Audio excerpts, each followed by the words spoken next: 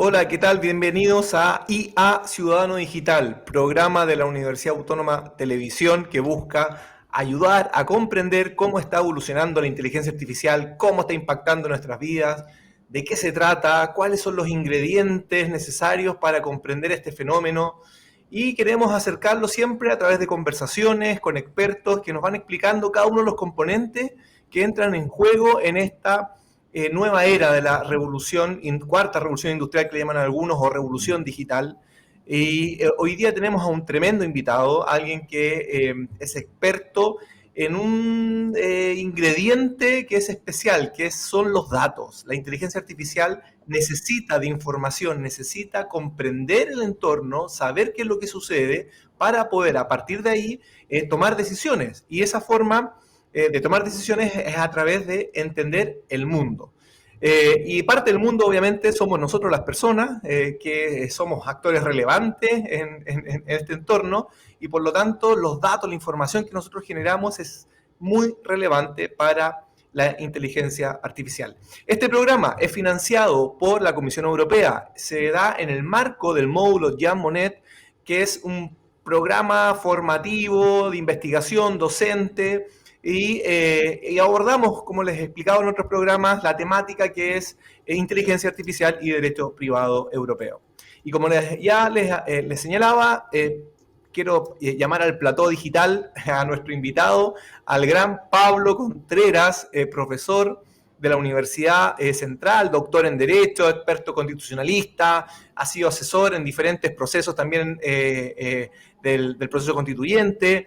Y Pablo hoy día, además, por su gran experiencia, dirige una cátedra que es la Cátedra LegalTech de la Universidad Central. ¿Qué tal, Pablo? ¿Cómo estás? Hola Sebastián, muchas gracias por la invitación. Nada, pues hoy gracias a ti.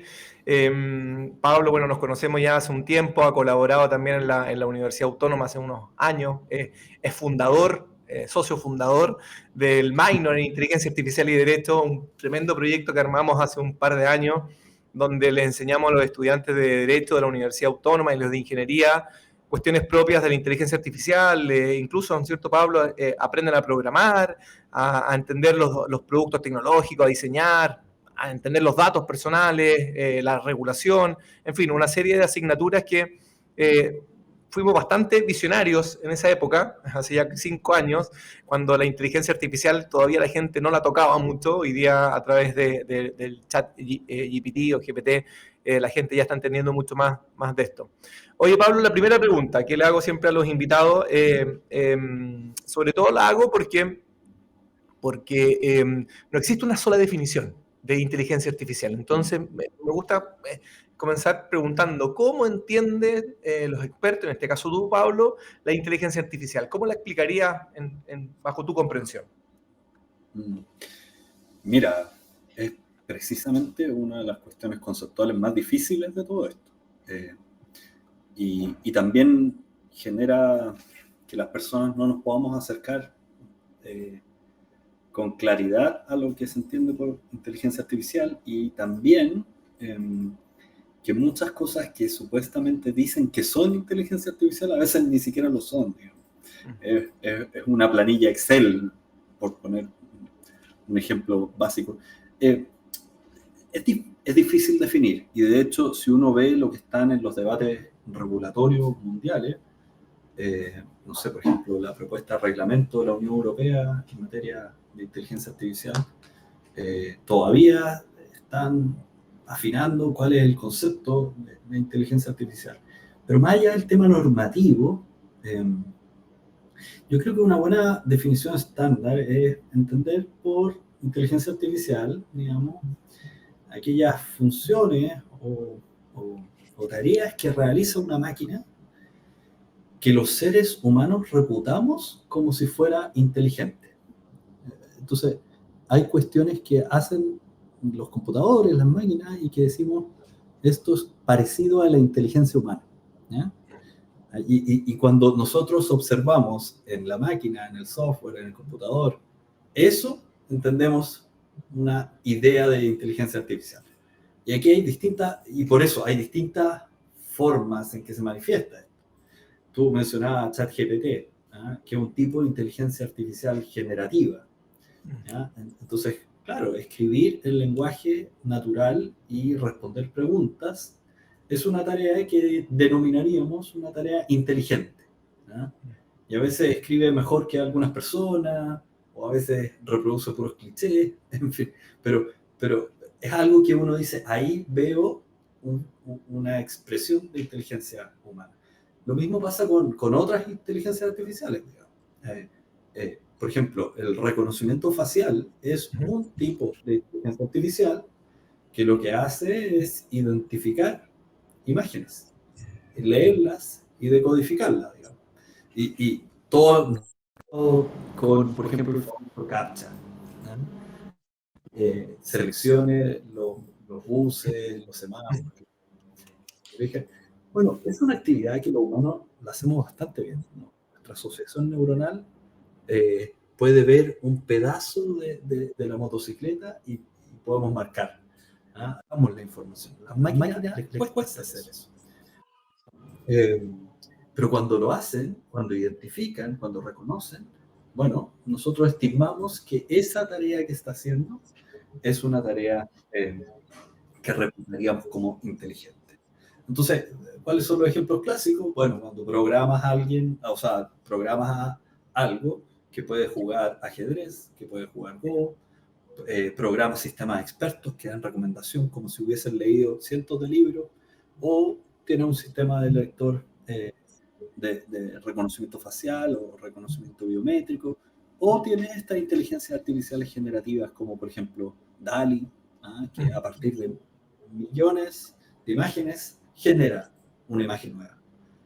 O ChatGPT, entre varias otras de modelos LLMs, digamos, Large Language Models, que genera texto sintético a partir de una interacción humana máquina. Entonces, yo creo que esa es la forma de aproximarse a la inteligencia artificial y por lo tanto es mucho más que ChatGPT. ChatGPT lo popularizó masivamente, pero ya teníamos predictores de texto, ya teníamos perfilamiento de individuos en base a información, ya teníamos reconocimiento facial, ya teníamos muchas manifestaciones de inteligencia artificial que operan desde el control de la asistencia de trabajadores hasta, digamos, en la escritura de documentos. Oye, Pablo, ¿y se puede explicar de alguna forma la inteligencia artificial sin los datos? ¿Qué relación existe entre la inteligencia artificial y datos? Y bueno, y luego te sigo preguntando sobre los datos, pero respóndeme esa pregunta primero para explicarle a la gente. No, mira, esto es clave. Para desarrollar sistemas de inteligencia artificial, sistemas de decisión automatizada, para entrenar algoritmos de machine learning, digamos, tú necesitas información, necesitas datos, pero información en general. Por ejemplo, para los modelos de lenguaje necesitas mucho texto, mucho texto. Para un sistema de reconocimiento facial necesitas muchas imágenes, digamos. Y todo eso es datos, es información. Con esa información va entrenando, se va perfeccionando, va aprendiendo, va corrigiendo errores, etc. Entonces, cuando uno observa los típicos problemas de las inteligencias artificiales, por ejemplo, sistemas de reconocimiento facial, yo, por ejemplo, soy más oscurito, qué sé yo, no soy de tez blanca, no soy caucásico, probablemente un sistema de reconocimiento facial no va a funcionar tan bien conmigo como si podría funcionar con personas que responden fenotípicamente a una persona caucásica, digamos. Entonces, ahí uno observa que hay información con la cual se gestó, se diseñó, se programó, se entrenó ese sistema y que funciona respondiendo a esa información, digamos. Si yo cargo un sistema experto o un lector con información solo sobre hombre, bueno, va a reproducir las respuestas respecto de información de hombres y quizás no es la misma información respecto de mujeres, por ejemplo, o de niños. Entonces, sin datos, las inteligencias artificiales no se pueden desarrollar y ni pueden florecer. Esto lo reconocen todos. Por ejemplo, esta semana en el Parlamento británico, Sam Altman de OpenAI, la empresa que generó ChatGPT, declaró ante el Parlamento británico que no es posible entrenar este LLM, este modelo de lenguaje, digamos, solo con información proveniente del dominio público. Con lo que, en alguna manera, está confesando de que era necesario violar las reglas vigentes de propiedad intelectual para poder entrenar estos modelos de lenguaje. O digámoslo así, y él hacía un matiz, digamos, no se puede entrenar con solo información del dominio público para que genere los resultados que queremos o las necesidades que queremos. Entonces, ¿qué es lo que está diciendo? Estos modelos necesitan mucha información, la información más actualizada posible. Y con eso se entrenan mejor y dan una mejor calidad de respuesta, digamos, el output del software es mejor. Entonces, en ese sentido, las inteligencias artificiales son voraces de datos, de información, para poder procesarla, mejorar y poder desarrollar sus respuestas. Oye, Pablo, sí, yendo ahora un paso un poquito más atrás, porque hablamos de datos y damos por hecho que la gente sabe qué son los datos.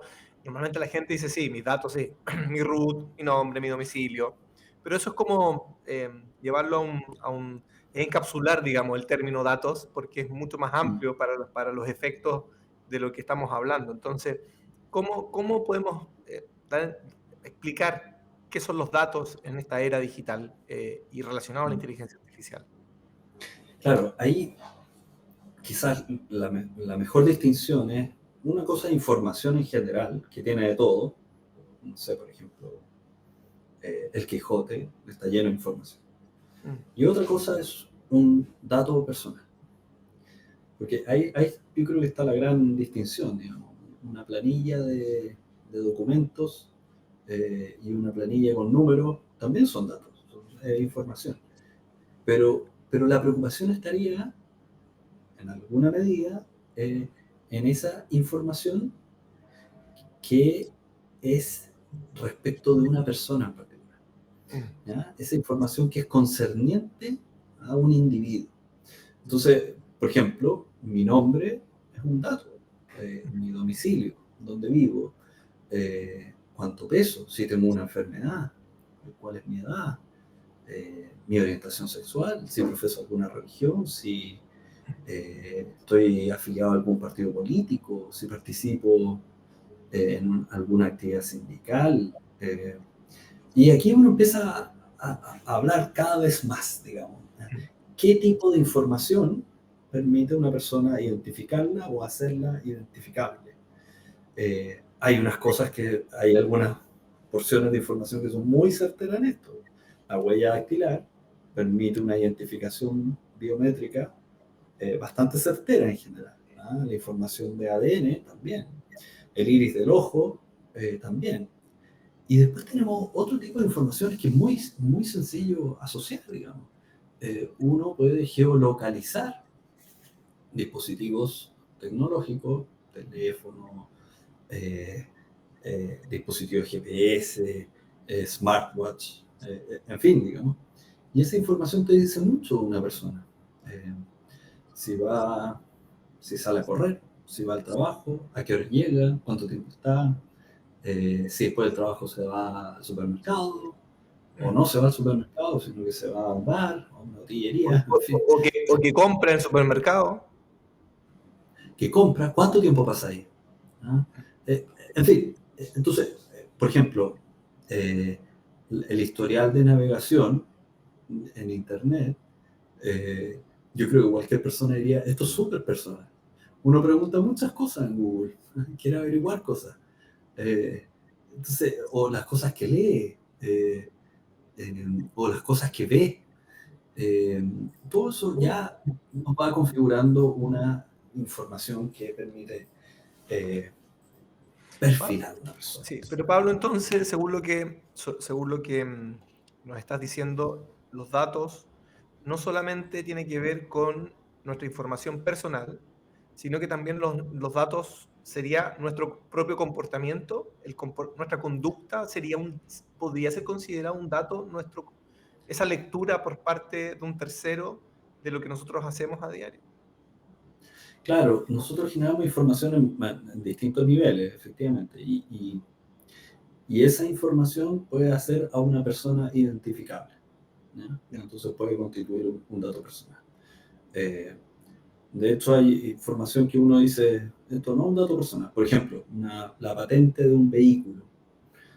¿Es información personal o no? Es un número identificador de un vehículo, digamos. ¿Ah? Bueno, pero no hay que hacer un gran esfuerzo para saber quién es el dueño de ese vehículo. ¿Ya? Y a veces será una empresa, por ejemplo, pero a veces será una persona, digamos. Entonces, esta persona, ¿cuántos vehículos tiene? ¿Qué vehículos tiene? ¿Desde cuándo los tiene? Es mucha información que se va. Entonces, ese tipo de asociaciones, uno cree que datos personales es solo el DNI, el Claro. nombre, la fecha de nacimiento, los antecedentes de salud, los títulos académicos, pero no genera información constantemente. Entonces, ¿qué es lo que pasa? Los sistemas de inteligencia artificial ocupan todo tipo de información para ser entrenados. Eh, Incluso ocupan información creada artificialmente, datos sintéticos. Mm. Eso es lo que requiere para poder entrenarse, desarrollarse, perfeccionarse, etc. Pero entre eso ocupan dos tipos de información o datos que tienen cierta regulación especial. Ya estábamos hablando, digamos, información sujeta a protecciones de derechos de autor. Y esa es la gran polémica en propiedad intelectual en el último tiempo. Es decir, obras que fueron utilizadas para entrenar inteligencias artificiales, pero que estaban protegidas bajo el derecho de autor. Y la otra gran área general, digamos, de protección de esta información es las leyes y las regulaciones de protección de datos personales. Porque utilizan información de uno para poder dar las respuestas, entrenarse, etc.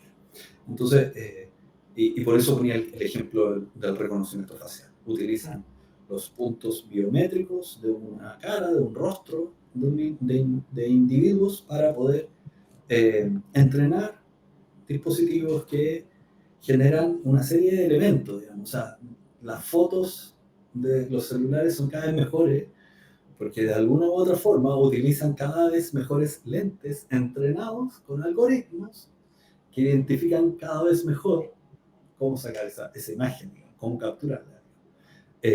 Y bueno, esto llevado al extremo permite incluso una vigilancia en tiempo real de individuos a través de cámaras de vigilancia con sistemas de reconocimiento facial.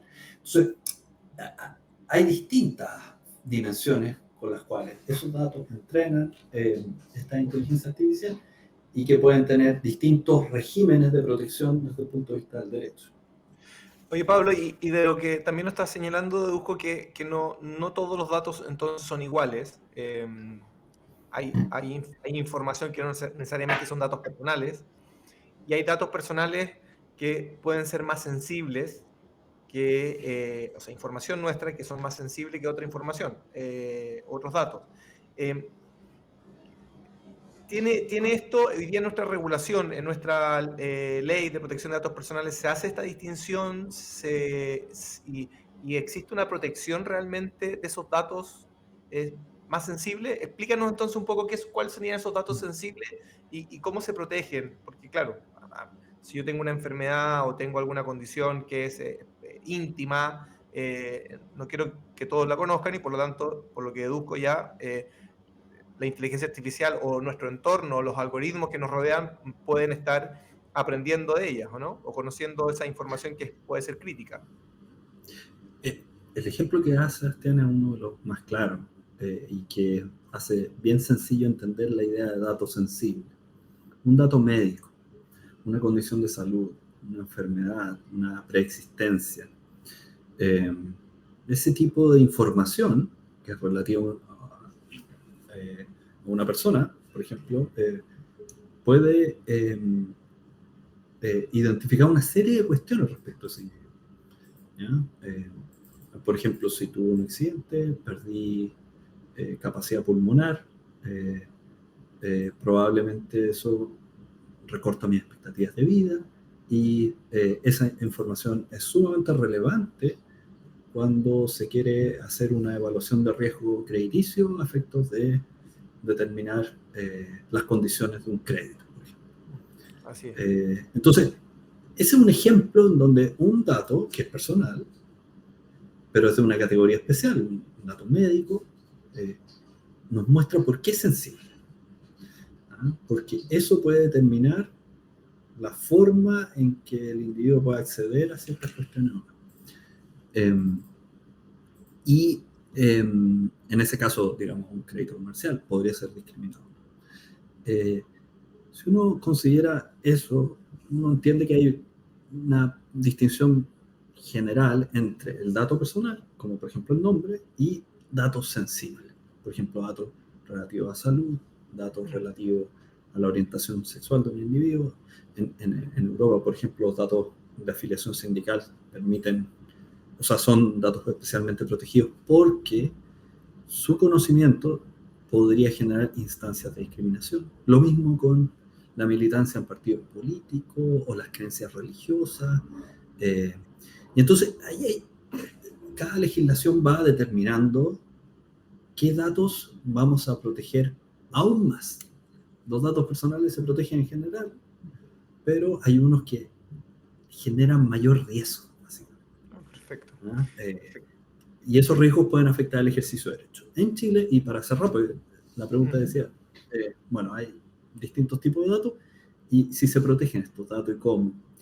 En Chile tenemos un problema hoy día, porque tenemos una mala legislación en materia de protección de datos personales. Eso está muy próximo a cambiar. Eh, de hecho, ya está en las últimas etapas en el Congreso un proyecto de ley que ajusta nuestra legislación a los estándares del Reglamento General de Protección de Datos de la Unión Europea. ¿Y eso qué es lo que va a hacer? ¿Cómo se van a proteger los datos? ¿Ah? Vamos a tener una agencia especial que va a tener facultades para aplicar sanciones severas en el caso de determinada infracción, como por ejemplo usar datos sensibles sin el consentimiento o la autorización legal que se requiere. Entonces, por ejemplo, un dato especialmente protegido son los datos de los menores de edad. Son datos que son sumamente riesgosos, que a partir de eso uno puede generar trayectoria, en fin. Usar esos datos sin una base de licitud, sin una justificación legal, esa es una infracción gravísima bajo el proyecto de ley, la futura ley. Entonces, esa tiene las multas más altas asociadas. Eso es lo que se viene, y así se protegen los datos. Entonces, uno podrá denunciar a esta agencia y es la agencia la que aplica las sanciones en esos casos. Perfecto.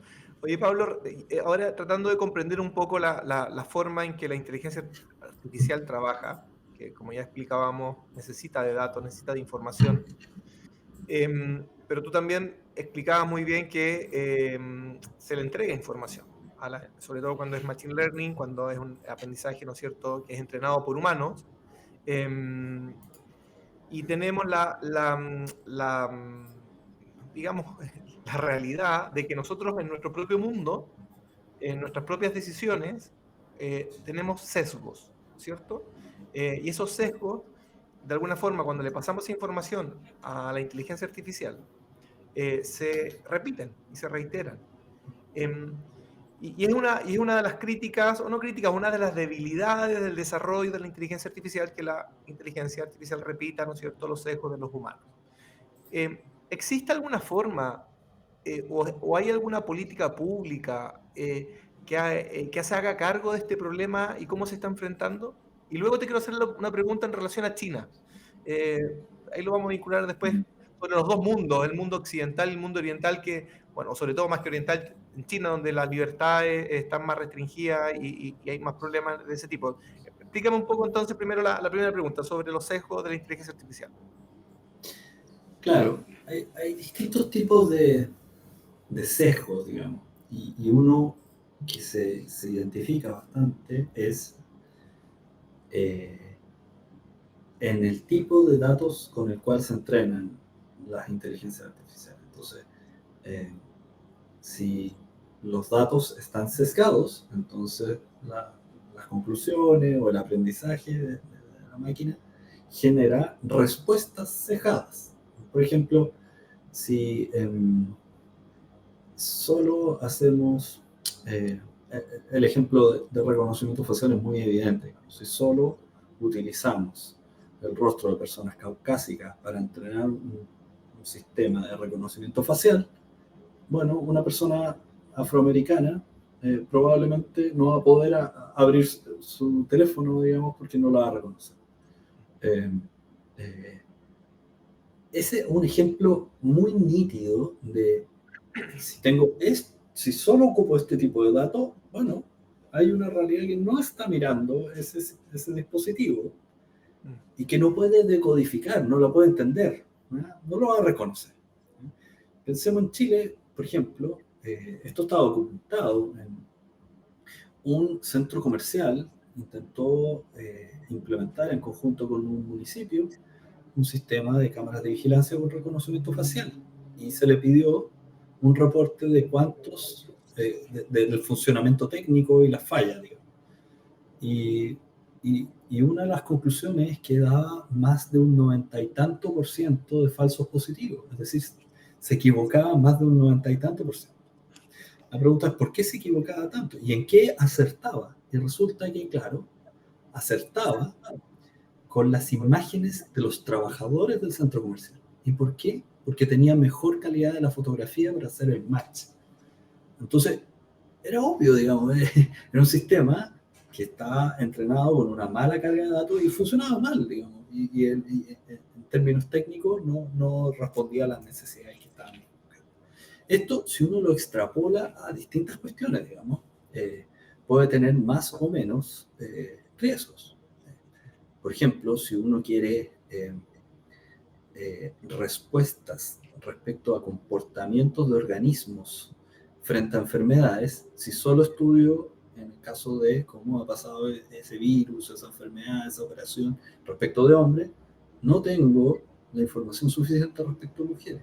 Y puede ser que respecto a mujeres, eh, un fármaco, por ejemplo, tenga otros efectos.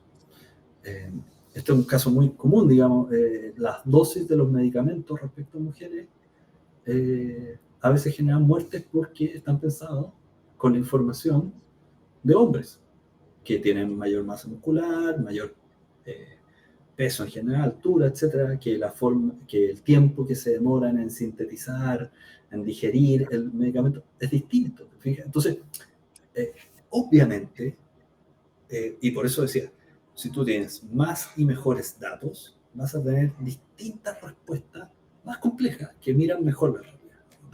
Eh, pero eso supone desafío. No es sencillo, digamos, tener grandes cantidades de datos para poder entrenar y a veces los datos son costosos y no siempre puedes generar datos sintéticos. Entonces, hay un tema. Por ejemplo, los modelos de lenguaje han sido entrenados mayoritariamente con información en inglés. Entonces, en inglés funcionan distinto que en español. Bueno, ahí uno cuando ve las brechas, digamos, norte-sur, bueno, esa es una evidente, digamos. La gran cantidad de población que habla en español está en el sur global. ¿Ah? Entonces los sistemas, los LLMs, los Large Language Models, están siendo diseñados para que hablen el idioma del norte global. Sí. Oye, Pablo, y el tema entonces tiene que ver un poco con la transparencia relacionada en el uso o cómo se alimenta con los datos, cómo se está trabajando justamente esa entrega de información para poder, en el fondo, para que terceros puedan advertir la producción de sesgo en la toma de decisiones ¿Cuál crees tú que por dónde tiene que ir digamos, la regulación para evitar estos problemas? Mira, hay varios elementos, digamos. Y esa era la otra parte de tu pregunta, digamos. Mm, ¿Cómo lo hacemos para enfrentar esto?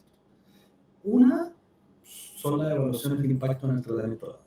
Entonces, yo, por ejemplo, he diseñado un algoritmo que busca, detecta fraudes en la postulación a subsidios estatales. ¿Ya? Entonces, ciertas conductas pueden ser etiquetadas como, bueno, si voy a hacer eso, si voy a tener un sistema informático que podría eventualmente dejar a una persona sin un subsidio estatal, en materia de comida, vivienda, qué sé yo, bueno, entonces lo primero que tengo que hacer es una evaluación de impacto y verificar cuáles son los riesgos de ese tipo de tratamiento de datos respecto a los derechos de las personas.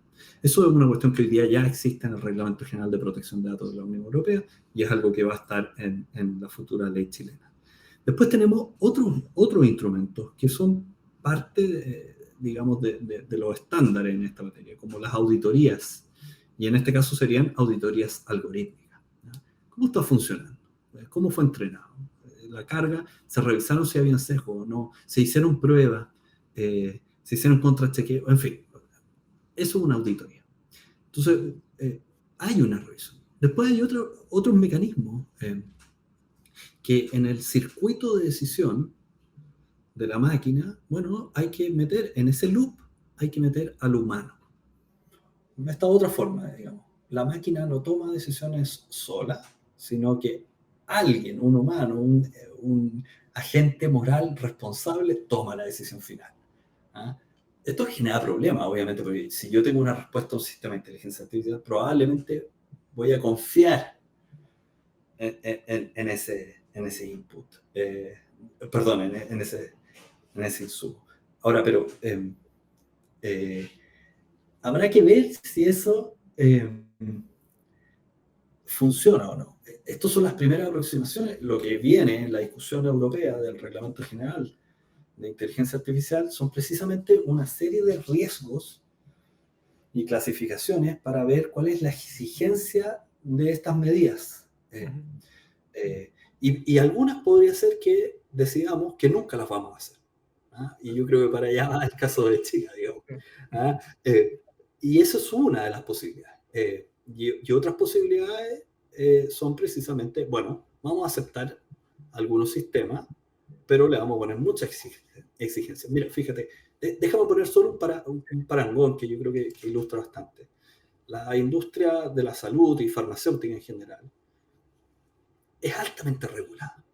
Genera permisos, licencias, tiene controles, testeos, las Así es. autoridades sanitarias intervienen. ¿Por qué? Porque generar un fármaco que pueda salvar vidas, aliviar enfermedades, hacer llevar la vida con las enfermedades, bueno, eso es un desarrollo científico guiado, tutelado, pero que también en el camino puede generar riesgo, digamos, un fármaco mal diseñado, mal elaborado puede ser fatal, letal, literalmente, digamos.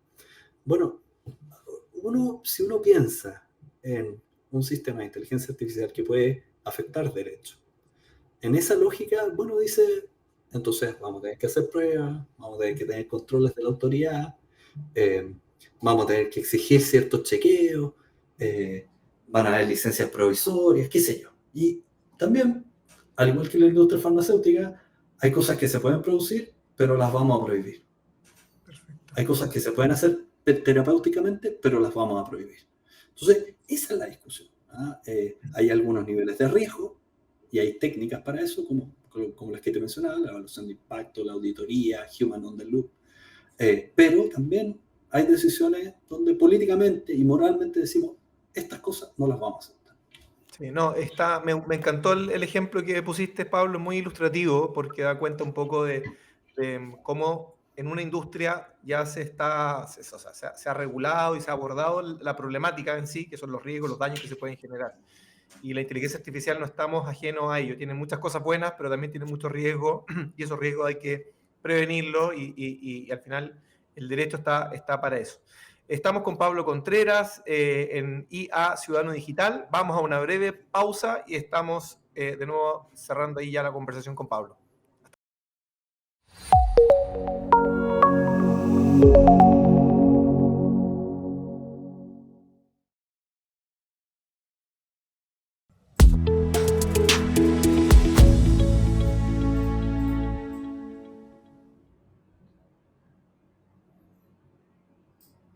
Estamos de vuelta ya en IA Ciudadano Digital, programa de la Universidad Autónoma de Televisión, auspiciado por la Comisión Europea y obviamente desarrollado por la Facultad de Derecho, el Instituto de Investigación en Derecho y el Grupo de Inteligencia Artificial en Derecho de la Universidad Autónoma de Chile. Y estamos conversando con Pablo Contreras, que nos acompaña para explicar la relación entre inteligencia artificial y datos, y estábamos conversando un poco de los sesgos, de los riesgos que existe en la toma de decisiones con esos sesgos.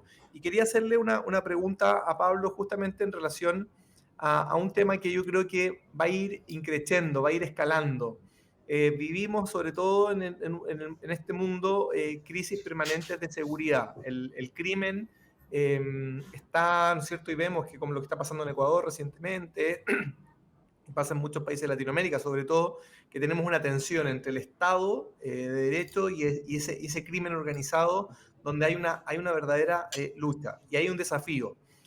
Y la inteligencia artificial puede servir como un gran aliado para poder combatirlo, pero también existe el riesgo de que pueda invadir la intimidad y la privacidad de las personas. Tú explicabas, ¿no es cierto?, con el ejemplo de los trabajadores de una empresa que como tenía la información, las fotos mucho más claras de sus trabajadores, podía identificarlo y tenía mejor acierto. Hoy día se sabe que existe no es tan certera al momento de identificar a personas caminando por el centro sin tener una información biométrica clara de esa persona en una base de datos. Pero, ¿cómo ves tú, una pregunta amplia, cómo ves tú este desarrollo y si nosotros como sociedad vamos a ceder de alguna forma nuestra privacidad en aras de una mayor seguridad, cediendo obviamente estos datos y nuestra información? Mira, si uno observa los desarrollos tecnológicos en general, este dilema entre seguridad y libertades aparece recurrentemente, digamos. De hecho, la inviolabilidad de las comunicaciones privadas, por ejemplo, esa dimensión de la privacidad aparece en un contexto económico en donde el comercio se realizaba a través de cartas, de epístolas. Ahí está la oferta, ahí están las aceptaciones, ahí están las correcciones a los contratos, digamos. Ahí está el contenido, estaba la información que era relevante para realizar una transacción. Y entonces, este es un derecho típicamente de clase, por eso es valioso proteger esa comunicación. Después eso se generaliza y protege varios intereses. Surge para eso, pero protege varios intereses. Y entonces uno dice, bueno, después aparece el teléfono. Entonces hay dispositivos que permiten colgarse de la línea de teléfono e interceptar la comunicación. Entonces aquí aparece una nueva dimensión y uno dice, pero está la misma idea detrás. Bueno, a ver, con un teléfono ¿se puede cometer un delito, por ejemplo? Y de hecho, si uno observa el comportamiento de mafia en Estados Unidos, hay varias series de televisión con teléfonos públicos se realizaban operaciones ilícitas. Bueno, y efectivamente ahí el dilema es si la tecnología, que ahora permitía algo que antes no se podía, puede ser utilizada para favorecer seguridad en desmedro de la privacidad. Esto va a ir avanzando y hoy día lo que vemos son nuevas dimensiones de estos problemas. Después vamos a tener correo electrónico, los servicios de mensajería y después va a aparecer la encriptación de información que impide, digamos, decodificar el mensaje. Y bueno, vamos a tener una serie de otros elementos. Vamos a tener dispositivos que pueden filmar y vigilar por toda la ciudad a un individuo, un dron con una cámara de armas. Es más, podemos equipar ese dron con armas letales. Y es más, podríamos darle la programación de que si efectúa un match biométrico que dispare automáticamente un proyectil y aniquile un blanco, digamos. ¿Y por qué quiero llevarlo hasta ese extremo? Porque si tú lo ves ahí, Sebastián, bueno, la pregunta es, ¿vamos a aceptar, en el caso de la guerra, armas letales autónomas o no? ¿O bajo qué regla? Y si uno vuelve un poquito más atrás, no quiero ir a la guerra, bueno, ¿vamos a aceptar interceptar una comunicación privada de un teléfono de cable? Sí, no, ¿cuándo? Y lo que hacen las democracias es, por un lado, permitir la persecución del delito, permitir la investigación criminal, pero establecer controles independientes, procedimientos especiales y una forma de accountability de esas medidas intrusivas en determinados casos, no para todos los casos. Mi impresión es que estos debates que tenemos vuelven a retomar estos problemas.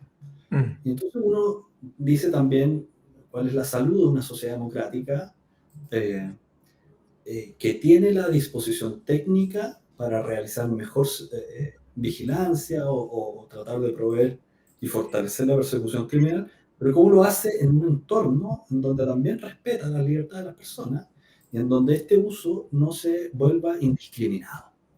¿Y por qué lo digo? En el caso chileno, por ejemplo, la intercepción de las llamadas telefónicas era una cuestión corriente por parte de un servicio del Estado. O sea, no corriente, digamos, pero a través de investigaciones periodísticas se determinó que personas que no tenían por qué haber estado su comunicación intervenía, tenían este tipo de espionaje telefónico. Entonces, ahí uno dice, claro, efectivamente, una preocupación de que disponiendo técnicamente de estos sistemas, ¿cómo hacemos el balance que permita resguardar esas libertades, que permita que no se hagan intervenciones en los derechos de las personas de manera injustificada, y que si eso se ocurre, digamos, operen las sanciones, los controles pertinentes? Mi impresión es que siempre hay una tentación de que con cualquier innovación tecnológica,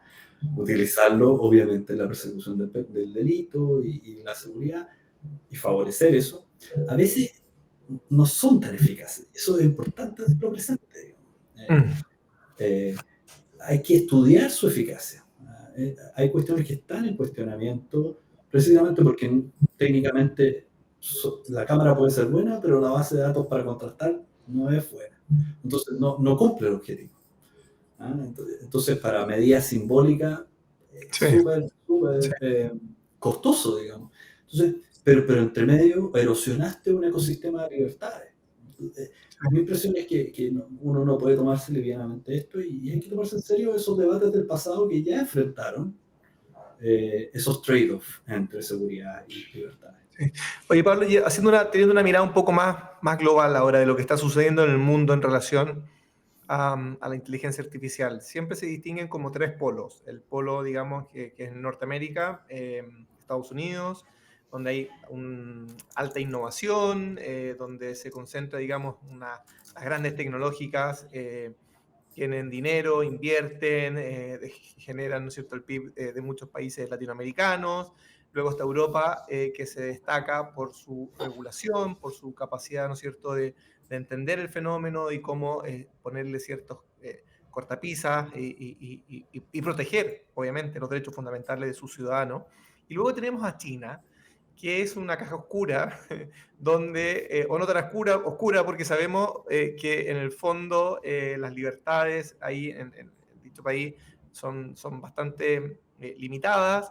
El Estado tiene la posibilidad de hacer y deshacer sin ningún problema y por lo tanto de alguna forma avanza con cierta ventaja en el desarrollo de la inteligencia artificial al poder probar cosas posiblemente que en otros lugares no se puede probar a gran escala. De hecho, me puse a mirar antes de nuestra entrevista para estar preparado las mayores fugas de datos en los últimos 5 años y el año 2022 creo, en China se produjo una fuga de datos, una pérdida de datos de más de 1.000 millones, decía creo que mi fuente está bien. Siempre cuando son cifras tan altas, porque no sé cuántos miles de millones ya son los chinos, pero me parece que era mucho, pero bueno, estamos hablando de una cifra muy alta. Y luego, si nos vamos un poquito más atrás, cuando Facebook tuvo también una pérdida de datos que creo que anduvo en torno a los 500 millones de datos, de datos personales de sus usuarios. Entonces, ¿cómo ves esta tensión entre el desarrollo que se puede dar en China y esta hegemonía que puede lograr? Porque aquí en el fondo hay como un símil a la Guerra Fría, ¿cierto? Como cuando querían llegar al espacio entre los rusos y los norteamericanos. Esto es un poco quién va a controlar esta tecnología y quién va a dominar esta nueva era a través de esta tecnología. Entonces, ¿cómo ves este fenómeno? Mira, una pregunta ambiciosa. Yo no soy un experto en geopolítica, pero esta es la geopolítica de la inteligencia artificial. Y solo puedo darte algunas pinceladas al respecto. Lo primero, que yo creo que tú lo señalas correctamente, digamos, si uno observa los grandes productores de la tecnología de inteligencia artificial, no es la Unión Europea, China, Estados Unidos, y claro, hay países de la Unión Europea que estarán en los 10 primeros, pero es por lejos China, Estados Unidos. Entonces, cada estado, digamos, China, Estados Unidos, y tomemos a la Unión en su conjunto, tienen distintos enfoques para esto, ¿no? En China hay una idea detrás de soberanía de datos, ¿no? Entonces, y eso lo puede hacer porque es parte coherente con un modelo de Estado y también con una posición económica dentro del contexto global. En Estados Unidos hay una idea general de libre tráfico de datos para poder generar los sistemas de inteligencia artificial. También muy anclado en la idiosincrasia estadounidense. Bueno, Europa, que no es un gran desarrollador, sí es un líder en regulación, digamos. Entonces, yo siempre digo esto, digamos. Hay un profesor de la Universidad de Valencia, Gabriel Domenech, que dice, bueno, la Unión Europea es un exportador de regulación. Y entonces, claro, lo que hace es liderar un reglamento general de inteligencia artificial donde fija sus coordenadas para el desarrollo. Y como es un consumidor, aunque no sea desarrollador, es un consumidor, también puede fijar términos de intercambio, digamos, a través de esas regulaciones. Uno podría pensar que eventualmente otras áreas podrían hacer eso si tuvieran el mismo nivel de cohesión y de coordinación, ¿eh? Pero actualmente solo la Unión Europea uno puede observar una cosa así. Entonces, no es tan claro cómo se vaya a dar esto, incluso en el futuro cercano. Porque además tú sostienes claramente, primero están los estados, sí, pero ya sabemos con la globalización que, digamos, el capital no respeta fronteras, ¿no? Más allá del modelo chino, pero el capital no respeta fronteras. Entonces, una empresa transnacional no tiene por qué, digamos, deberse ni a los europeos, ni a los chinos, ni a Estados Unidos, digamos. Vende servicios, ¿no? Entonces, es universal, es global en ese sentido. Y entonces intentará ajustarse a los términos de los europeos, pero también de los chinos, y en todo intentar vender servicios en cualquiera de esos estados. Mi impresión es que eso que estamos viendo y la forma en que se está consolidando, si uno observa cuáles eran las compañías más grandes hace 30 años y los que son ahora, bueno, el cambio es tan drástico hacia las grandes tecnológicas que es difícil vislumbrar esa trayectoria respecto a cómo los modelos, o sea, las empresas de inteligencia artificial y desarrollos tecnológicos van a comportarse en un contexto como el que estoy haciendo una breve pincelada, muy simplista, pero entre una China de soberanía de datos, entre un Estados Unidos de libre tránsito, de libre flujo, y una Unión Europea de regulación en base a riesgo y protección de derechos fundamentales. ¿Te fijas? Entonces, ahí yo creo que esas son las coordenadas para ubicar a estos actores y ver cómo se van desarrollando. Perfecto. Oye, Pablo, y en relación, yendo un poco ahora ¿en qué situación nos encontramos en Chile? Tú ya has mencionado un poco la Ley de Protección de Datos Personales, que creo que está en la Comisión Mixta. Leí una columna tuya en el Diario Financiero, creo, recientemente, y sobre algunos riesgos que ves. Quiero que me explique un poquito cuál es ese riesgo que adviertes, que estás viendo, ¿no es cierto?, en la discusión legislativa. Y también quiero que nos expliques, por último, cuál es el estado del arte, de la regulación de la inteligencia artificial en Chile, si podemos, es algo que también se ha señalado por los expertos, liderar en el cono sur, digamos, de alguna forma, esta regulación y ser un ejemplo, sobre todo para dar certeza y seguridad. Cuando hay certeza y seguridad, uno también puede atraer inversión, desarrollo, y puede ser preferido como país para poder invertir y para que exista más innovación. ¿Cómo están estos dos escenarios? Sí, mira, la controversia sobre la reforma de la ley de datos, que está a punto de salir, está en la comisión mixta, tiene que revisar una serie de nudos, algunos más relevantes y otros menos. Hay uno que a mí me preocupa, que creo que sería una mala noticia que se aprobara, que son las fuentes accesibles al público. ¿Qué es esto? Hoy día uno puede tomar datos que están en esas fuentes accesibles al público y prácticamente hacer procesamiento de esos datos sin límite. Esa autorización que hoy día existe, con muchos cuestionamientos, no está en el reglamento europeo. Y no está porque se hace todo un listado y se detallan y se establecen condiciones. Entonces está el consentimiento para tratar los datos, pero también está la autorización legal, el interés legítimo. En fin, a mí me parece que es un estándar regulatorio súper claro, nítido, para ver cuáles son las responsabilidades, los derechos, etc. Y eso es lo que entendió el Congreso en la Cámara de Diputados. Pero obviamente hay responsables del tratamiento de datos, empresas, instituciones, que van a querer tener mayor flexibilidad para capturar datos y poder tratarlos sin tener que demostrar que tienen un consentimiento, que están cumpliendo con un contrato, con una obligación legal, en fin. Pero, y seguir usando los datos como si lo estamos usando hoy día. Mi impresión es que eso lo que puede hacer, primero, es generar un riesgo, porque parte del esfuerzo en la reforma es tratar de que nos reconozcan como país adecuado para el libre tráfico de datos con Europa, que abre múltiples oportunidades comerciales y de inversión. Ese es un primer punto. Mi impresión es que separarnos en esto del reglamento europeo, que no reconoce la fuente accesible al público así tan amplia, puede generar un riesgo para la adecuación. Pero en segundo lugar, porque va a generar dificultades en la aplicación de la ley y entonces más incertidumbre. Es más fácil ver cómo se aplica el estatuto cuando es coherente que meter esta regla para tratar de seguir manteniendo ese chip libre. Y rápidamente, gobernanza y regulación de la inteligencia artificial. Chile es un país interesante en ese sentido. Yo diría que Chile y Brasil son países interesantes en la región porque lo que están haciendo es empezar a avanzar en normas que van regulando algunos aspectos, pero también están trabajando en integración regional de esta materia.